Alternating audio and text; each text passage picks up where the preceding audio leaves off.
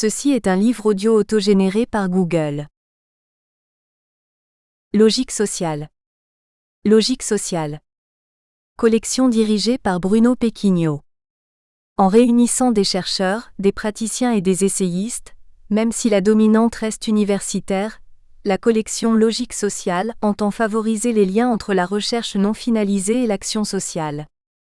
En laissant toute liberté théorique aux auteurs, elle cherche à promouvoir les recherches qui partent d'un terrain, d'une enquête ou d'une expérience qui augmente la connaissance empirique des phénomènes sociaux ou qui propose une innovation méthodologique ou théorique, voire une réévaluation de méthodes ou de systèmes conceptuels classiques. Dernière parution. Eguzki Urteaga, L'essor du vote nationaliste basque, 2020. Alexander Maria Leroy, Penser la sexualité des personnes âgées. De Disney à l'EHPAD du XXIe siècle, 2020. Mélodie genrée dire, l'œuvre du genre 2019. Gilles Vieillemarchisset, La conversion des corps 2019. Aurélie Netz, Les cercles de femmes, Ritualiser l'identité de genre dans les spiritualités alternatives 2019. Roland Guillon, La question sociale face à la globalisation 2019. François Sicot, Coord, Les parcours de soins en psychiatrie au prisme d'une analyse sociologique 2019. Nicole Lucas et Daniel Ohana, Ces Françaises venues de l'Est 2019. Régis Laurent, Du traumatisme des camps à la naissance d'une nouvelle institution. Idéologie minoritaire et pentecôtisme tzigane en Bretagne, tome 1, 2019. Régis Laurent, Les usages sociaux des pentecôtistes tziganes. Idéologie minoritaire et pentecôtisme tzigane en Bretagne, tome 2, 2019. Suzy Goutte, Roland PFEFFERKORN dire, Strasbourg, Creuset des sociologies allemandes et françaises, 2019. Introduction. Particulièrement depuis la fin des années 1970 et les effets de la crise économique, dans le discours politico-médiatique, la famille étrangère est régulièrement associée aux principaux maux sociétaux. Quand les parents ne sont pas responsables du chômage ou de profiter des aides sociales, les enfants sont producteurs de conduites déviantes ou délinquantes créatrices de zones de non-droit. De fait, lorsque le coût social de leur présence est supposé supérieur au profit économique généré, le débat en faveur d'une immigration choisie de travail au détriment de celle subie, familiale, se réactive, et avec lui le durcissement des politiques migratoires et plus largement sécuritaires. L'ensemble s'inscrit dans un phénomène accru de stigmatisation de populations le plus souvent réduites à leur origine, leur culture et ou la couleur de leur peau. Éclosent alors dans le débat public des formes plus ou moins ethnicisées et racialisées d'analyse des rapports sociaux qui empêchent de penser leur réalité sociale, économique et politique. Dans cette dynamique, la question de l'ordre social et public ne se pose plus en termes d'intégration mais d'assimilation, et le discrédit dont est victime l'étranger rejaillit alors quasi mécaniquement sur une descendance très majoritairement française.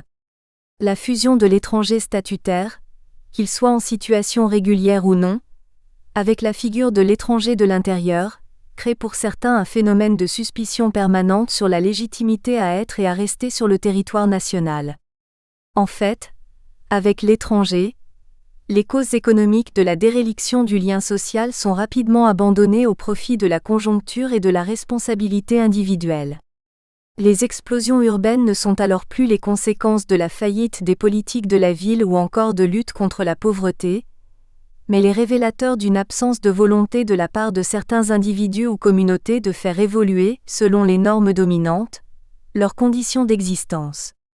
Le transfert de responsabilité qu'opère cette logique s'inscrit dans une perspective méritocratique accompagnée d'une contractualisation accrue des rapports sociaux, en même temps que de l'utilisation d'une sémantique lapidaire électoralement porteuse. Risque zéro, tolérance zéro, immigration zéro. Dans cette quête du zéro politique absolu, déviance et délinquance ne sont plus le résultat du maintien structurel de certaines populations dans une situation de précarité, mais l'apanage de certains individus dont les comportements réduits à leur visibilité dans l'espace public sont à l'origine de la sensibilité de certains territoires. Au-delà donc du risque pour l'ordre social et public, Depuis la fin du XXe siècle, c'est la remise en cause d'un certain ordre moral qui accompagne particulièrement la question de l'étranger. L'écart des comportements avec les normes dominantes crée une déviance qui n'est plus seulement synonyme d'incivilité et de risque de délinquance, elle porte maintenant atteinte aux valeurs qui font le ciment social de notre société. Ce phénomène se cristallise singulièrement à la fin des années 1980 avec les successives « affaires du voile ». Sous prétexte de défendre des valeurs universalistes, la protection de l'enfant et son corollaire l'émancipation féminine, et les principes républicains, la laïcité et l'égalité, ils sont nombreux à avoir intérêt à faire de la question religieuse en général et musulmane en particulier un débat de société. Depuis 3 décennies particulièrement, par médias et forums interposés, intellectuels et politiques s'affrontent dans la défense d'une certaine conception de la laïcité et du bien vivre ensemble. Ce faisant, ils font voler en éclats les clivages partisans habituels et rivalisent d'ambition dans la redéfinition du contrat social national. Alors qu'historiquement la laïcité était étroitement associée à une neutralité de l'État, garante de la liberté de conscience et de culte des individus, une laïcité nouvelle émerge avec l'ambition de réguler par l'interdit certains comportements non conformes aux attendus sociétaux. De manière caricaturale, une opposition se crée entre un nous idéalisé, laïcisé au point d'être détaché de toute contrainte religieuse, forcément soucieux d'émancipation et donc d'égalité et de protection des vulnérables, et un eux réduit à une islamité apparente, responsable de mécanismes plus ou moins insidieux et surtout archaïques de non prise en compte des besoins fondamentaux de l'enfant et de soumission de la femme. S'affrontent alors dans le camp des laïcs, d'un côté ceux qui s'attachent à une laïcité de principe issue de la loi de 1905 et revendiquent la stricte neutralité de l'État et de ses représentants, et de l'autre ceux qui veulent fixer législativement les contours d'une société laïcisée capable de se débarrasser des oripeaux du religieux et de ses contraintes régressives. Et au milieu la grande masse des sans-avis, qui fluctuent au gré des discours, des événements spectaculaires et de leur traitement dans les médias. Dans ce contexte de défiance réciproque et de suspicion généralisée, l'affirmation des valeurs et des principes républicains ne suffit plus à déterminer la qualité attendue des rapports sociaux, encore faut-il que la loi fixe l'autorisé et l'interdit. Depuis 2015, le phénomène de radicalisation devient une prolongation de la question laïque. Les vagues successives d'attentats commis par des individus se réclamant de l'islamisme radical n'ont fait qu'exacerber la défiance de ceux qui considèrent que les pratiques des musulmans sont un danger pour l'ordre social et public. La figure du terroriste de l'extérieur qui jusqu'alors se traitait par les politiques migratoires et le renforcement des contrôles aux frontières de l'Europe, Schengen, laisse progressivement place à la figure plus mouvante du terroriste de l'intérieur. Au-delà du phénomène, la radicalisation vient alors nommer un individu sur lequel les pouvoirs publics peinent à avoir prise, le radicalisé. Encore mal connu, le radicalisé devient la figure trouble contre laquelle la société doit impérativement se prémunir. Mais sans autre définition de la radicalisation et du radicalisé que le lien entretenu avec l'islam, dans l'opinion l'amalgame est rapidement fait entre les musulmans de France simplement respectueux de leur religion, et de potentiels radicaux qui, au nom d'une idéologie qui a finalement peu à voir avec les préceptes de l'islam, prétendent mettre en place de manière violente un nouvel ordre politique. Dans un tel contexte, et à partir de l'invocation de la protection de l'enfant, ambitionner de croiser les enjeux de la nouvelle laïcité et de la prévention de la radicalisation, c'est tenter d'articuler des notions, des principes, des valeurs et des missions qui jusqu'alors se concevaient en champs autonomes. Depuis les affaires du voile et l'impact des vagues successives d'attentats, on constate une construction orientée de la notion d'intérêt de l'enfant et donc de la satisfaction de ses besoins. Apparaît alors une approche renouvelée du risque de danger pour un mineur dans sa famille, en même temps que l'instauration d'une grille de lecture culturalisée et religiosisée des attitudes éducatives et des comportements individuels, détachés du contexte social et économique de leur production. Du point de vue institutionnel, on assiste à la légitimation de pratiques professionnelles et de dispositifs en marge du champ habituel de la protection. En même temps que la laïcité devient l'outil indispensable de reproduction d'un ordre social idéalisé, la lutte contre la radicalisation, dote les pouvoirs publics des outils coercitifs pour la façonner. Placé malgré lui au centre de toutes les attentions, l'enfant peut aisément passer du statut de victime et porteur de droits à celui de mineur incapable de discernement et présumé responsable, quand ce n'est pas coupable, de sa situation et celle de son entourage. En effet, sous prétexte de laïcité, comment l'invocation de la protection de l'enfant peut-elle être en cohérence avec les droits de l'adolescent à une libre expression religieuse, politique ou philosophique? Quelle place réserver à la parole de l'enfant sur la question de la liberté de croyance, quand elle est aux prises avec la religion musulmane? Comment redéfinir le besoin et donc le risque de danger pour un mineur quand la question religieuse ne cesse de faire irruption dans l'évaluation et l'analyse des pratiques éducatives?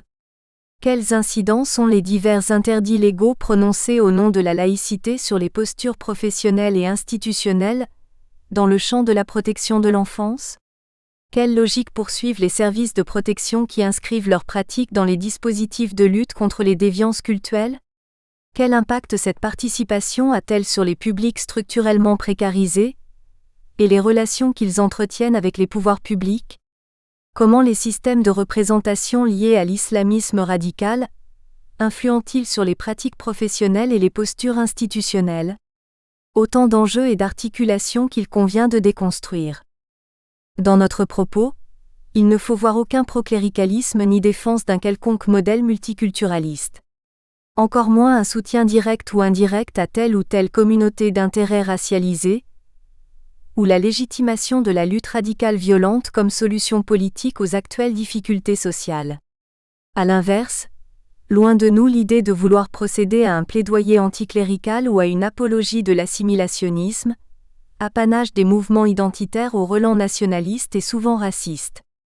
En fait, notre démarche se veut compréhensive d'une mécanique paradoxale.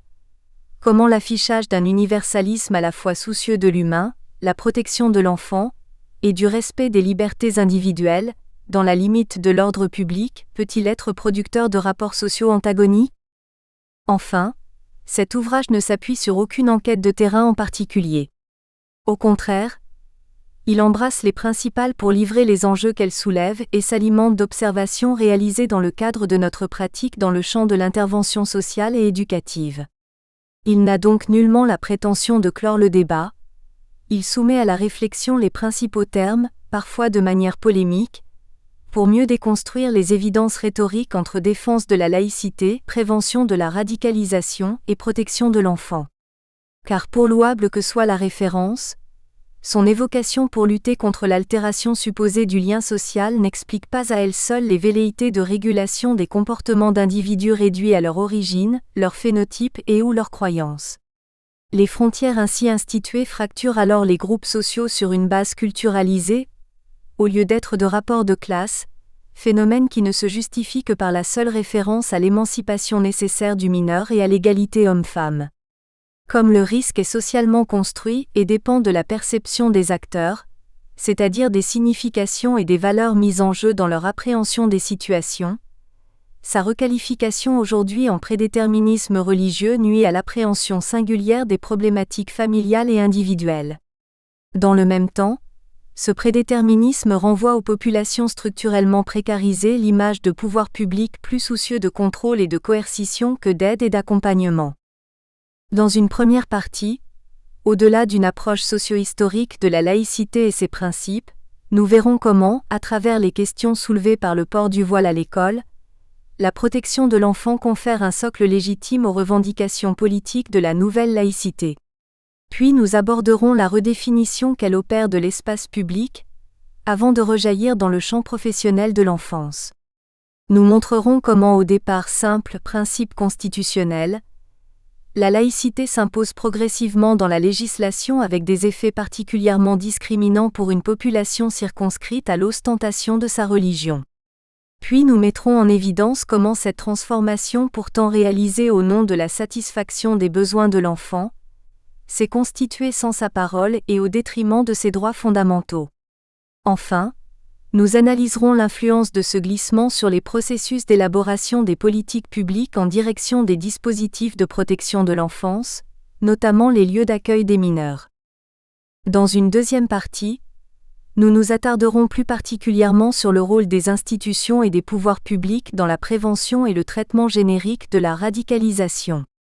À partir de la polysémie du terme, nous aborderons les conséquences sociopolitiques et les effets de catégorisation que les figures multiples du radicalisé produisent. Notre objectif sera de montrer en quoi d'une part les conseils départementaux, au titre de leur mission d'aide sociale à l'enfance, et l'État, dans sa fonction régalienne de maintien de l'ordre public, peuvent être tentés de se saisir de la question cultuelle pour la retraduire en notion de risque ou de danger à la fois pour le mineur et la société. D'autre part, nous nous attacherons à mettre en évidence comme l'exceptionnalité des événements conduit les pouvoirs publics à la construction de dispositifs de dépistage et de traitement singuliers de la radicalité islamique, qui par certains aspects, dévoient les outils éducatifs habituels de leur destination première et s'affranchissement des règles les plus élémentaires du respect des droits de l'usager, le tout au nom d'une conception sécuritaire et partisane de la notion de protection de l'enfant. Première partie, la laïcité au prisme de la protection de l'enfant. Enjeux socio-historiques. Contrairement à ce que certains articles de presse ou discours politiques actuels le laissent penser, séparer le pouvoir temporel de l'influence du spirituel n'est pas une revendication récente. Dans l'histoire des idées politiques, elle émerge au 7e siècle avant Jésus-Christ, avec la création de l'Archontat à Athènes. Cette séparation avait pour objectif de distinguer les autorités publiques et religieuses. Le roi primitif devait revêtir les seules fonctions sacrées traditionnelles tandis que 2 archontes, issus de la noblesse, se partageaient l'autorité politique. En France, le processus de sécularisation trouve un écho singulier au siècle des Lumières avec la redéfinition du contrat social qui lie les individus au pouvoir économique et politique. Pour Voltaire, mettre un terme aux guerres de religion passe par l'élaboration de justes bornes entre les pouvoirs civils et religieux, afin de dissocier la quête du salut spirituel du bien de l'État, et reléguer le prêtre dans un strict rôle de médecin des âmes. Origine politique. C'est avec la Révolution de 1789 que le principe cuius regio et jus religio est formellement abandonné. Le citoyen devient libre d'adopter la confession de son choix, ou de ne pas en avoir. Cette liberté de conscience et d'expression religieuse se retrouve dans l'article 10 de la Déclaration des droits de l'homme et du citoyen du 26 août 1789. Après un débat passionné, il est décidé que nul ne peut être inquiété pour ses opinions même religieuses. Mais tout révolutionnaire qu'il soit, le principe sera immédiatement borné, pourvu que leur manifestation ne trouble pas l'ordre public. Depuis donc la Révolution, la neutralité apparente du pouvoir trouve formellement une limite dans la remise en question de l'ordre public. À partir de la Révolution, la constitution civile du clergé catholique du 12 juillet 1790 et son placement sous la tutelle de la nation complètent ce premier mouvement. Ils conduisent à l'élection des évêques par le corps électoral du département et le financement du traitement des ministres du culte par la nation. L'autre caractéristique de la Révolution est de vouloir pérenniser les principes et les valeurs libérales qu'elle véhicule. Rien de mieux alors que d'apporter une attention toute particulière à l'éducation des plus jeunes. C'est Condorcet le premier qui, par ses considérations sur l'instruction publique, théorise le mieux cette séparation des pouvoirs à visée émancipatrice dans l'enseignement. Le but de l'école n'est pas de faire croire, mais de faire savoir. Dans un rapport remis en 1792 à l'Assemblée nationale, il affirme que les hommes ne doivent obéir qu'à leur raison et non se soumettre à des opinions étrangères, sous peine de voir émerger 2 classes, celle des hommes qui raisonnent et celle des hommes qui croient, celle des maîtres et celle des esclaves. Dans le même temps, les lois du 20 septembre accélèrent le processus d'émancipation du religieux et retirent à l'Église catholique la gestion de l'état civil. L'année d'après, l'article 1 de la Constitution de 1793 proclame la République une et indivisible, et condamne tout ce qui pourrait altérer l'unité républicaine. Après la chute de Robespierre, pour la première fois la Convention sépare par décret l'Église catholique et la République. Cette séparation sera confirmée par la Constitution dite du Directoire quelques mois plus tard, mais ne survivra pas à sa fin. La sécularisation franchit un nouveau pas avec les décrets concordataires de 1801, qui organisent les rapports entre l'État et les principaux cultes. Ils instaurent le contrôle du clergé et des évêques par les pouvoirs publics.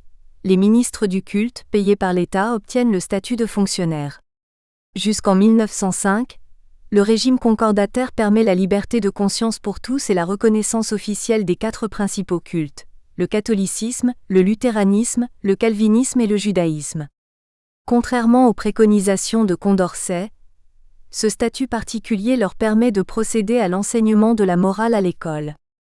Impossible encore d'évoquer une neutralité tellement l'État et la religion restent imbriqués, mais une simple séparation qui a pour objet la régulation du pouvoir spirituel par le temporel. Par rapport à la période accent aigu révolutionnaire, on assiste à un total renversement de perspective. La religion qui avait jusqu'alors la main mise sur la vie civile voit maintenant le pouvoir régalien maître du jeu religieux. Mais l'affichage égalitaire de traitement des 4 cultes masque mal le rapport privilégié qu'entretiendra le pouvoir politique avec la religion catholique et ses représentants pendant tout le siècle. En effet, dès la première moitié du XIXe siècle, loin des conceptions émancipatrices de Condorcet, les pouvoirs publics ne cessent de ménager la place du religieux dans l'instruction. La loi Guizot du 28 juin 1833 sur l'instruction primaire est le point de départ d'une ambiguïté récurrente entre l'État et le culte catholique. D'un côté, elle oblige les villages de plus de 500 habitants à se doter d'une école primaire de garçons gratuite pour les indigents sans être obligatoire, et elle contraint les départements à créer une école normale de garçons pour former les instituteurs. D'un autre côté, elle conserve aux ministres du culte un rôle de surveillance de l'école primaire publique et un droit de regard sur l'exercice des instituteurs pourtant plus autonomes. La loi Fallou du 15 mars 1850 cultive à son tour cet entre-deux paradoxal, à la fois émancipateur et moralisateur. En même temps qu'il oblige les communes de plus de 800 habitants à ouvrir une école primaire de filles, le législateur renforce le pouvoir de contrôle de la part des ecclésiastiques. L'instituteur peut être démis de ses fonctions sur simple avis du curé et crée la liberté de l'enseignement dans le secondaire. Il faut attendre le Conseil de la Commune de Paris en 1871 pour qu'avec 30 ans d'avance la séparation de l'Église et de l'État soit prononcée dans des termes sensiblement identiques à ceux du législateur de 1905. La première définition théorisée de la laïcité est en 1883 l'œuvre du philosophe Ferdinand Buisson. Elle correspond au moment où la France s'engage avec Jules Ferry dans un réel processus de laïcisation de l'école publique.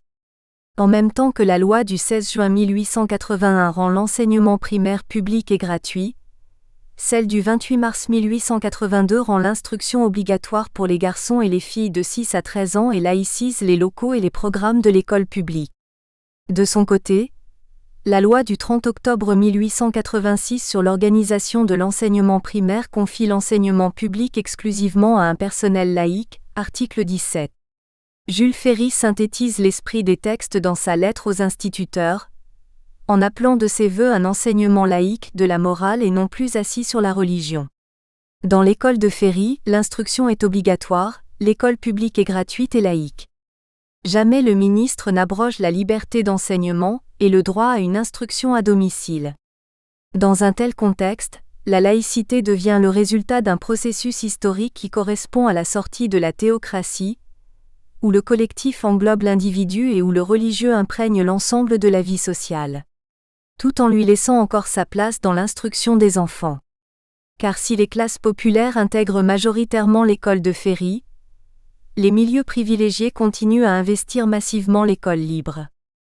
Malgré l'universalisme dont se prévaut le dispositif de Ferry, en dehors de l'école libre qui demeure logiquement en marge du processus, la logique de laïcisation n'est valable que pour la France métropolitaine. Elle exclut les colonies, notamment celles soumises au code naissant de l'indigénat, avec pour conséquence l'institutionnalisation de la distinction entre le citoyen, porteur d'un pouvoir de décision grâce au droit de vote, et le simple sujet de l'Empire qui, au mieux, est consulté sur les sujets qui l'intéressent.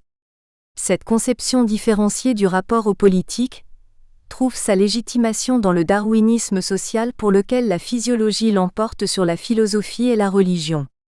Sans aller jusqu'à l'acceptation de la hiérarchisation des races assez largement plébiscitée par ses contemporains, Jules Ferry abondera néanmoins dans le sens d'une civilisation supérieure, qui a le droit et le devoir d'éduquer celle inférieure. Comme le montre l'historien Patrick Veil, cette tentation d'essentialiser les comportements en fonction de la couleur de la peau, ce que certains nomment aujourd'hui un phénomène de racialisation des rapports sociaux, était récurrente en cette fin du XIXe siècle, au point qu'à plusieurs reprises, les Maghrébins natifs d'Algérie convertis au catholicisme se verront refuser la pleine citoyenneté française au seul motif d'une irréversibilité du statut de musulman. Ce sentiment que la religion musulmane n'est pas exactement compatible avec les principes de la République, notamment celui d'égalité, devient alors récurrent. De la loi de 1905 à l'affirmation politique du principe de laïcité. Malgré cette évolution strictement métropolitaine, au début du XXe siècle, l'ambition d'une indépendance théorique et réciproque de l'État et de la religion s'affirme. À l'égalité des droits civiques et politiques des citoyens doit correspondre la liberté pour tous de pratiquer son culte ou de ne pas en avoir. Cette conception singulière de la laïcité amène non sans tension la promulgation de la loi du 9 décembre 1905 de séparation des Églises et de l'État. Cette loi a pour particularité de ne jamais faire mention dans son contenu du substantif laïcité, en même temps qu'elle préfère à celui d'Église, excepté dans son titre, le terme de culte, exercice du culte, budget du culte, association pour l'exercice du culte. L'inscription juridico-politique de la laïcité n'est donc pas la conséquence de la République anticléricale, qu'appellent alors de leurs vœux certains élus de la République, mais un compromis historique entre des forces sociales antagoniques qui se neutralisent. Selon les mots de Guy Archer, l'État laïque qui voit le jour ne privilégie aucune confession et plus généralement aucune conception de la vie bonne, tout en garantissant la libre expression de chacune dans certaines limites. Pour synthétiser, la loi de 1905 s'appuie sur 4 grands piliers.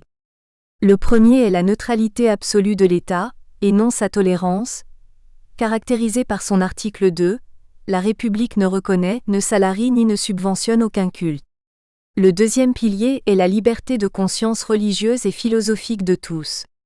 Elle concilie les principes de la séparation des Églises et de l'État, avec la protection de la liberté d'opinion, même religieuse, et de la Déclaration des droits de l'homme et du citoyen.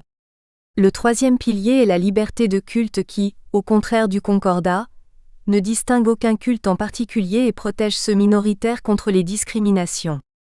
Le quatrième enfin est la synthèse des 3 autres, l'égalité des citoyens. Malgré cette référence constante au fondement de la laïcité à l'évocation de la loi de 1905, l'adjectif laïque apparaît pour la première fois officiellement dans la Constitution de la 4e République voulue par les communistes, les socialistes et le mouvement républicain populaire, démocrate chrétien, sous un gouvernement alors présidé par un MRP. Sur proposition communiste, l'organisation gratuite et laïque de l'enseignement public à tous les degrés devient un devoir de l'État, préambule, AL 13, et la France une république indivisible, laïque, démocratique et sociale. Elle respecte toutes les croyances, article 1er. Pour Jean Bobéro, l'indivisibilité inclut le respect de la diversité en même temps que les adjectifs démocratique et social, souligne les caractéristiques essentielles de la République française. Mais selon Milena Douatcheva, avec la République une et indivisible, la diversité devient imperfection, injustice, échec qu'il convient de modifier, et cette logique n'aura de cesse d'alimenter l'élaboration de diverses politiques d'assimilation sous couvert d'intégration. Dans cette perspective, plus rien alors n'empêche le politique de penser l'égalité des citoyens dans un lissage des singularités individuelles et culturelles, avec pour seul objectif la création d'un collectif homogène. 2 ans plus tard, en 1948, la Déclaration universelle des droits de l'homme reprend l'article 10 de la Déclaration des droits de l'homme et du citoyen. Une nouvelle mention apparaît dans la Convention européenne de sauvegarde des droits de l'homme et des libertés fondamentales, de 1950. Attenter donc à la manifestation de la religion revient à attenter aux libertés individuelles. De son côté, la Constitution de la 5e République, 4 octobre 1958, intègre le préambule de celle de 1946. Elle réaffirme le principe de laïcité dans le domaine scolaire et impose 2 conséquences à la neutralité de l'État. D'une part, une obligation pour la République d'assurer l'égalité devant la loi de tous les citoyens sans distinction d'origine, de race ou de religion. Article 2. Principe de non-discrimination. D'autre part, une soumission de l'administration d'État au principe de neutralité, ce que le Conseil d'État nomme le devoir de stricte neutralité qui s'impose à tout agent du service public. Malgré tous ces rappels et précisions, c'est dans le champ scolaire que la laïcité continue à faire débat. La loi Debré, promulguée l'année suivante, 31 décembre 1959, rappelle les paradoxes entretenus par le législateur tout au long du XIXe siècle. En contrepartie de la prise en charge financière du salaire des enseignants et des frais de fonctionnement pour leur permettre de conserver leur spécificité très majoritairement confessionnelle, les écoles libres contractualisent avec l'État et s'obligent à l'adoption des programmes de l'enseignement public en même temps qu'à l'acceptation des élèves, sans distinction d'origine, d'opinion ou de croyance.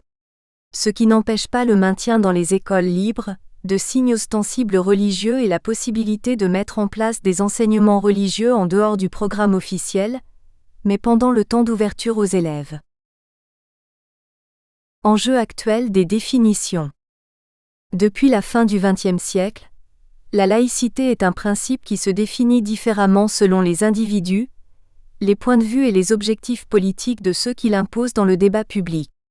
Jusqu'alors, pour un grand nombre de dirigeants politiques, les 4 piliers de la laïcité française, la séparation, la neutralité, la liberté de conscience et de culte et l'égalité des citoyens, était une façon de concevoir et d'organiser la coexistence pacifique et rationnelle des libertés dont celle d'opinion.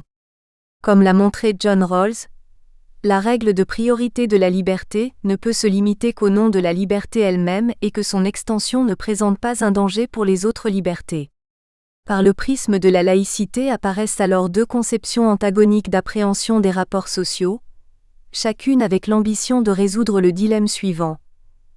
D'un côté, confirmer la neutralité des pouvoirs publics qui n'ont pas à interpréter les comportements et ou les préceptes religieux tout en participant au maintien de l'ordre social et public. De l'autre, dans sa qualité de garant de l'ordre public et des principes constitutionnels, faire en sorte que l'État considère et réprime toutes les formes de transgression de la loi. Selon l'objectif poursuivi, 2 définitions distinctes de la laïcité apparaissent. Une qui s'attache à ses qualités de valeur et de principe, l'autre qui veut lui conférer un pouvoir contraignant. Laïcité-liberté versus nouvelle laïcité. En fait, surtout depuis la fin des années 1980, 2 conceptions de la laïcité s'opposent. La première, parce qu'elle se réfère strictement à l'orthodoxie de la loi de 1905, est appelée par ses défenseurs laïcité historique. Certains lui accolent de manière partisane le substantif de liberté, ou encore le qualificatif d'ouverte. Entendue d'abord comme contrainte pour l'État et ses représentants, elle prétend garantir aux individus leur liberté de conscience et religieuse. Elle considère la religion comme une affaire privée sans la circonscrire à la sphère privée, à partir du moment où elle ne contrarie pas l'ordre public. Pour ses tenants, elle poursuit un idéal universaliste et se veut à la fois dispositif juridique et politique de pacification des relations sociales. Elle s'attache à ce que les convictions ne soient pas un obstacle au vivre ensemble, et à une égalité effective de traitement des individus. Elle privilégie l'éducation à l'interdiction ou à l'exclusion, et la liberté à l'injonction. Dans le contexte sécuritaire actuel, l'expression religieuse, surtout lorsqu'elle est musulmane, est régulièrement assimilée à un repli identitaire au relent communautariste et à une régression dans les relations sociales, soumission de la femme, manipulation des mineurs, prosélytisme constant, etc. Bref, à une remise en cause fondamentale des normes dominantes et donc d'un ordre social et moral que certains voudraient idéal typique. De plus en plus nombreuses sont les voix à s'élever contre la laïcité de principe, et à préférer à la neutralité l'interventionnisme étatique. À l'inverse donc de la logique poursuivie par les tenants de la laïcité-liberté, se développe une laïcité que certains qualifient d'interdit, également dénommée nouvelle laïcité. Cette nouvelle laïcité renvoie à des principes stricts qui s'imposent aux individus et porte par certains aspects des enjeux identitaires. Dans le cadre de ce que Jacques Rancière nomme une grande manipulation, Elle acte le passage d'une obligation d'État à une obligation des individus qui touche particulièrement les musulmans. La mutation symbolique dans la sphère politique semble s'être opérée en 2003 avec le rapport de François Baroin, commandé par le Premier ministre Jean-Pierre Raffarin. François Baroin est alors vice-président de l'Assemblée nationale et porte-parole de son parti, l'Union pour un mouvement populaire, UMP. Suite au traumatisme politique occasionné par les attentats du World Trade Center en septembre 2001 et aux élections présidentielles de 2002 qui ont vu pour la première fois de la Ve République l'extrême droite au second tour, les idées conservatrices dominent la scène politique française, et avec elles, l'idée que l'intégration des musulmans passe par la restriction des manifestations ostensibles de leur religion. En dehors d'une assimilation à peine implicite des musulmans à la catégorie des étrangers, le rapport Baroin fait de la laïcité un instrument de lutte contre les menaces autant internes qu'externes à la société. Elle emblématise une identité française, à renforcer parce que menacée par le multiculturalisme, le communautarisme et le soutien que la gauche lui apporte. La laïcité devient un patrimoine national qu'il convient de défendre, mais la neutralité qu'elle promeut diffère sensiblement de l'esprit de 1905. Elle délaisse le champ de la... Nous espérons que vous avez apprécié cet aperçu. Pour continuer à écouter ce livre audio sur Google Play Livres, utilisez le lien dans la description de la vidéo.